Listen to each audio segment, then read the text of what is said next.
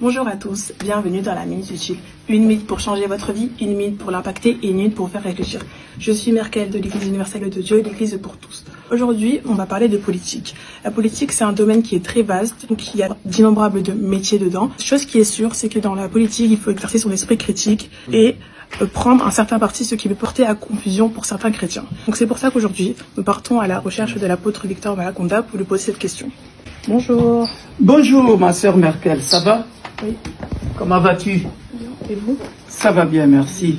La question du jour, c'est est-ce qu'un chrétien peut-il faire de la politique? Alors, d'abord, pour tous ceux qui nous regardent, la politique n'est pas seulement réservée aux politiciens comme la science politique l'entend. Tout être humain fait de la politique à son niveau. La politique, à mon humble avis, c'est quoi? C'est à partir du moment où l'être humain, non seulement le chrétien, un être humain, conçoit une certaine stratégie de diriger ses affaires, par exemple, il fait de la politique. De diriger sa famille, il fait de la politique. Donc c'est un ensemble de stratégies que l'homme conçoit pour participer d'une manière ou d'une autre dans la société et essayer de diriger la société. Maintenant, en ce qui concerne les chrétiens, si le chrétien peut faire la politique, alors je dirais oui et non. Non, dans le sens où la politique, généralement, la manière dont elle est conçue dans le monde actuel, quiconque qui fait de la politique sous-entend, quand vous faites de la politique politicienne, alors quiconque qui fait de la politique politicienne est censé être touché dans des sciences occultes pour essayer de dominer, pour essayer d'avoir un certain pouvoir, une certaine autorité sur les gens auxquels il dirige. Or, si ce n'est qu'un don par rapport à Dieu, le chrétien a droit de faire de la politique.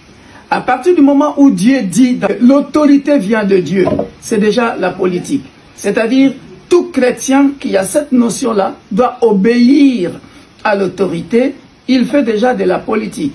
À partir du moment où je pars voter, par exemple, c'est un droit citoyen. Je fais de la politique. D'une manière ou d'une autre, tout chrétien fait de la politique à partir du moment où tu vas voter. Ça, c'est une chose. Une deuxième chose, un chrétien a le droit de faire de la politique.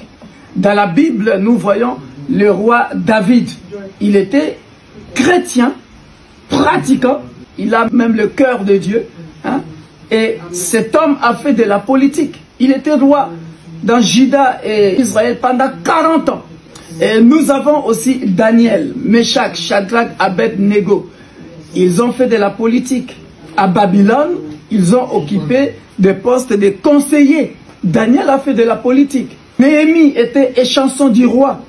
Il a fait de la politique. Joseph, en Égypte, il était surintendant du roi, de Pharaon.